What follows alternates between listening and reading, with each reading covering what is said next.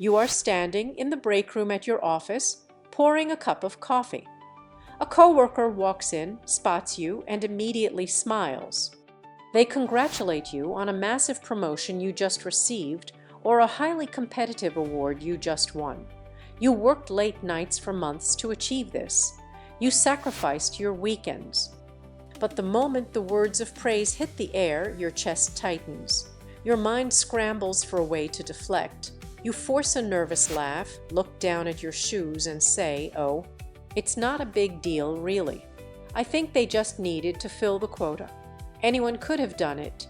You walk back to your desk feeling a strange mix of relief and emptiness. And strangely, the hardest part isn't the heavy workload that got you the promotion. It is the quiet, sinking realization that you cannot even allow yourself to be proud of your own life. Personality changes rarely happen overnight in dramatic, cinematic moments. They happen so gradually that people almost never notice them taking place. They begin as ordinary behaviors, which turn into daily repetitions, which create subtle psychological effects, which slowly calcify into the traits we eventually call our personality. The question we have to ask is not simply why you feel the need to downplay your success, but rather, what if some parts of your personality are not simply who you are, but what you have practiced for a very long time? Think of the mind like a path through a forest. Walking through the forest once doesn't create much of a path, but walk in the same direction every day and the grass slowly bends, the soil compacts. Eventually, the path becomes easier to follow than the untouched woods around it. The brain can work in a similar way. What we repeatedly practice can become easier to repeat. Repeated behaviors and thought patterns can deeply influence our attention, our emotional responses, our expectations, our habits, our self-perception, our coping patterns, and our automatic reactions. This does not mean that your personality is completely determined by your habits, or that your fear of looking arrogant is entirely your fault. Personality is incredibly complex, shaped by early environment and social conditioning. The goal here is not to suggest a deterministic transformation, but to explain how gradual influence works. Because once you understand how your brain learns to shrink your accomplishments, you can begin to teach it something else. You receive an incredibly high grade on an exam, or you secure a highly lucrative client for your freelance business. A friend asks how things are going. Instead of sharing your massive win, you deliberately hide it. You complain about how tired you are. You emphasize a minor mistake you made, and you actively perform struggle just so they won't feel intimidated. And strangely, the hardest part isn't keeping the secret. It is the immediate, visceral exhaustion of constantly policing your own shine so that others don't feel dull. Maybe you call yourself empathetic. Maybe you think you simply hate bragging and prefer to make others feel comfortable. Maybe you've started believing that being highly secretive about your wins is just your personality. But this is not because you are exceptionally humble. This is where the psychology of the tall poppy syndrome and the fear of malicious envy becomes interesting. In many cultures, standing out, being the tall poppy, makes you a target to be cut down. Hiding your success creates an immediate, massive illusion of social safety. It neutralizes potential envy before it can form, and that neutralization can teach the brain something. The brain begins to associate minimizing yourself with the preservation of your relationships. The problem is that what protects you from potential jealousy today can make the act of simply existing in your full capability feel like a dangerous crime tomorrow. You might see this bleed into your daily life. You dress down when you know you could look amazing, or you stay quiet about a personal milestone when everyone else is complaining about their lives. It is like owning a beautiful, bright flashlight in a dark cave, but turning it off so the people who forgot their batteries don't feel bad. At first, you think you are just being kind, but eventually you are all just sitting in the dark. Some habits work the same way. They don't just change what we share, they change our fundamental willingness to be visible. If you repeatedly hide your success to avoid outshining others, you may gradually become more comfortable with mediocrity than honest celebration. If you repeatedly view your own achievements as a threat to your friends, succeeding may begin to feel less like a joy and more like an act of betrayal. If you repeatedly practice dimming your light, your own internal brilliance may begin to feel entirely foreign to you. The habit isn't necessarily bad. It may have protected you in a highly competitive, cutthroat environment where people actively tore you down. The problem begins when the strategy that once protected you becomes the only strategy you know. What does this habit give you today, and what might it cost you tomorrow? Maybe you are not naturally incapable of celebration. Maybe you've simply trained yourself to use empathy as a respectable excuse to avoid the terrifying vulnerability of standing out. What have you been practicing without realizing it? And if you practiced sharing one genuine victory with a friend for the next year, what might become easier? You are in a meeting and the team is totally stuck on a problem.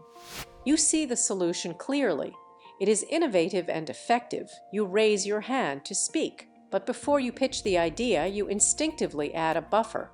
You say, "This might be a stupid question, but," or "I don't know if this makes any sense. Feel free to ignore me, but." You actively destroy the credibility of your own thought before it even reaches the table. And strangely, the hardest part isn't the risk of being wrong. It's the immediate, brutal loss of authoritative weight in your own voice. Maybe you call yourself open-minded. Maybe you think you simply prefer a collaborative approach and hate sounding dictatorial.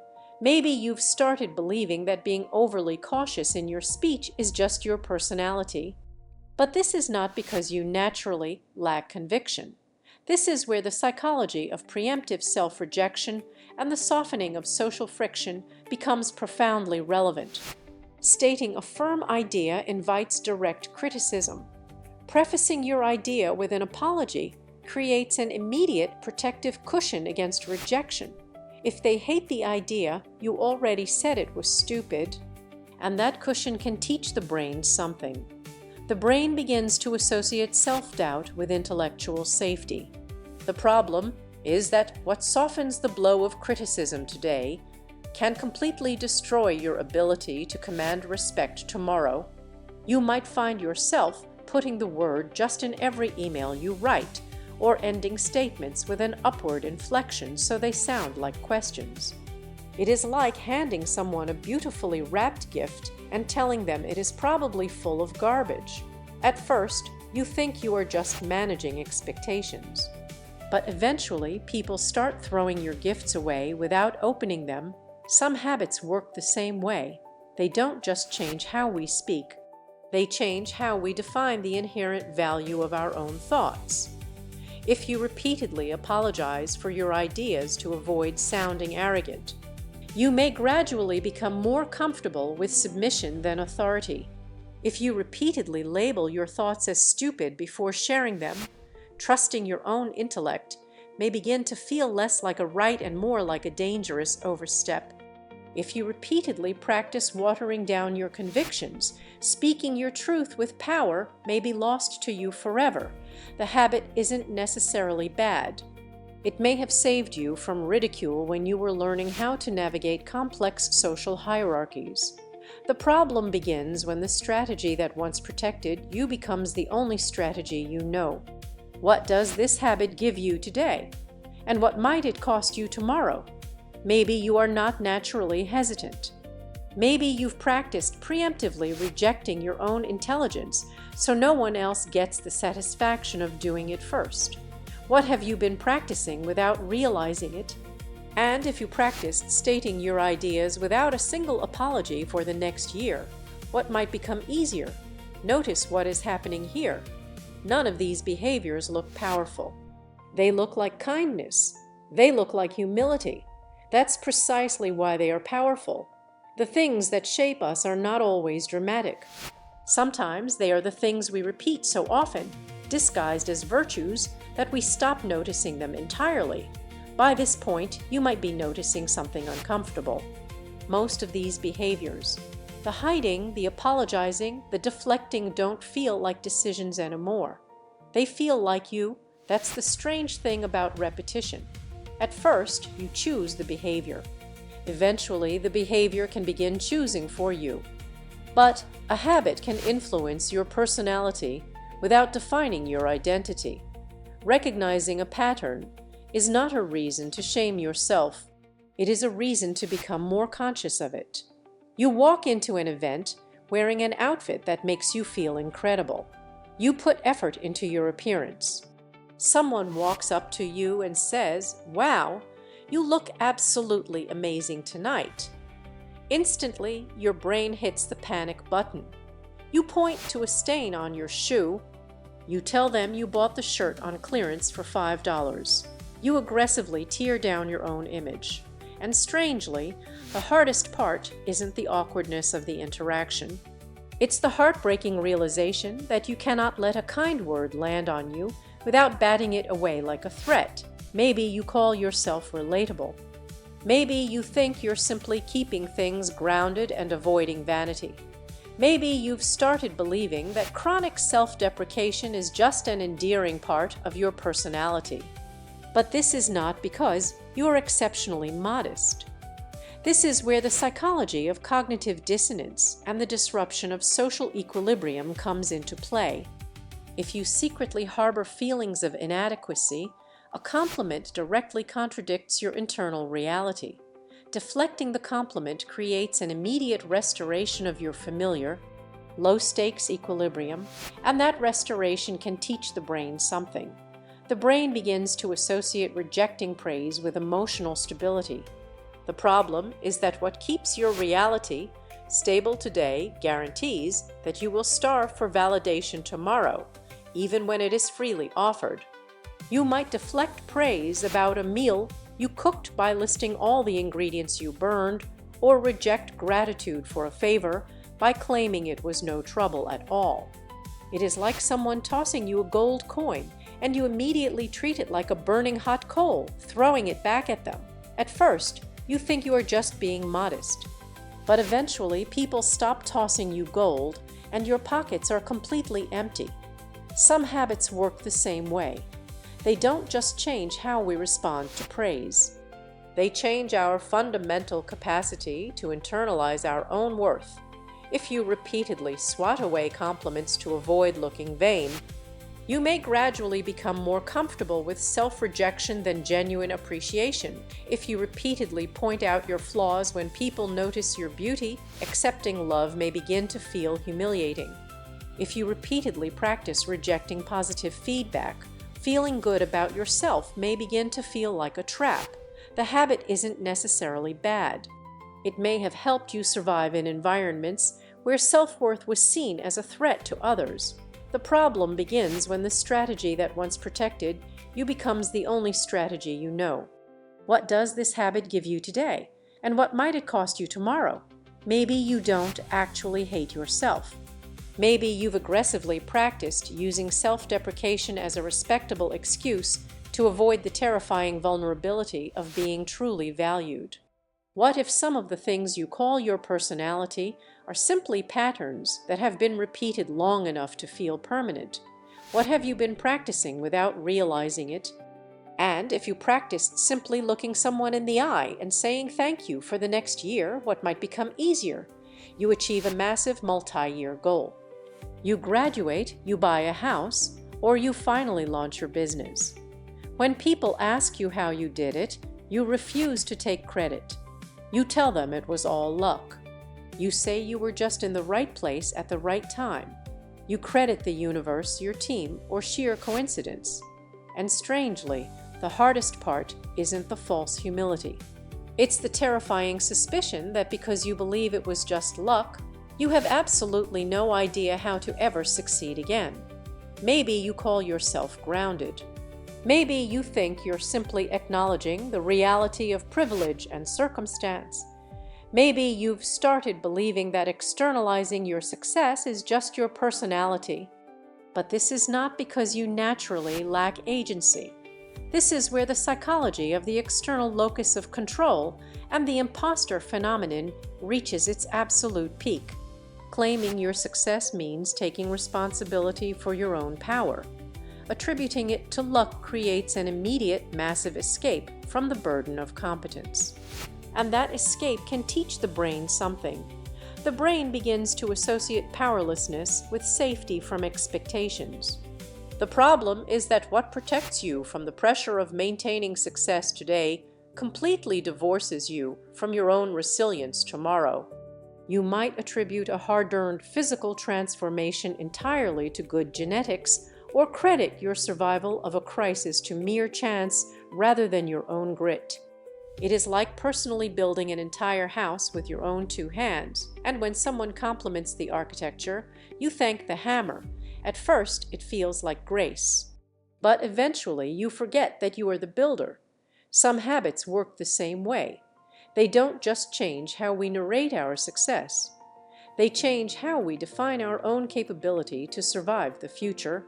If you repeatedly give your power away to luck to avoid looking arrogant, you may gradually become more comfortable with powerlessness than quiet confidence. If you repeatedly view your hard work as a coincidence, trusting yourself in a crisis may begin to feel less like a natural instinct and more like a foolish gamble. If you repeatedly practice divorcing yourself from your achievements, your own strength will always feel like an accident. The habit isn't necessarily bad. It may have kept you humble in an unpredictable world. The problem begins when the strategy that once protected you becomes the only strategy you know. What does this habit give you today? And what might it cost you tomorrow? Maybe you are not naturally powerless. Maybe you have simply practiced abandoning your own agency to prevent the world from expecting too much from you. What if some of the things you call your personality are simply patterns that have been repeated long enough to feel permanent? What have you been practicing without realizing it? And if you practiced saying, "I worked really hard for this for the next year," what might become easier? But there is a deeper idea underneath all of this. We have been culturally conditioned to view self-effacement as the ultimate moral virtue. We are taught that minimizing ourselves, hiding our light, and attributing our sweat to sheer luck are the only ways to be a good person. We mistake self-destruction for modesty, and we mistake shrinking for politeness. But refusing to own your competence because you are afraid of looking arrogant does not actually serve you. It deprives the world of your authentic power, and it deprives you of the beautiful, messy, transformative process of standing tall. Understanding this difference between who you are and what you repeatedly practice is the key to untangling your identity from your fear of being seen. Changing a pattern does not mean you have to completely destroy yourself to become a boastful, narcissistic, self-obsessed person.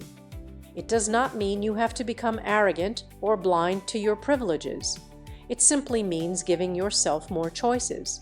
A steering wheel doesn't decide where a car must go. It simply gives the driver the ability to change direction when the road curves. Awareness works in a similar way. Realizing that you have been practicing the habit of shrinking does not instantly teleport you to a place of fearless confidence, but it gives you agency. It gives you the steering wheel back. Why does any of this matter? Because the small choices you make every single day are quietly building the architecture of your future mind. One day doesn't define you. One deflected compliment doesn't define you. One preemptive apology doesn't define you. One bad habit doesn't define you. But what you repeatedly return to deserves your attention. The small, quiet ways you hide your victories, the subtle ways you erase your own ideas, the invisible ways you attribute your sweat to luck. These are not insignificant simply because they are small. They are repeated, and repetition accumulates into a life. What are you practicing becoming? When you look at the life you have built and the power you have quietly hidden away, are you practicing fear or are you practicing courage? You are allowed to be proud. You are allowed to be competent. You are allowed to own your success, because perhaps the person you become isn't decided in one dramatic, flawless moment of finally feeling perfectly confident. Perhaps they are being shaped quietly, gently, and inevitably in the things you do again tomorrow.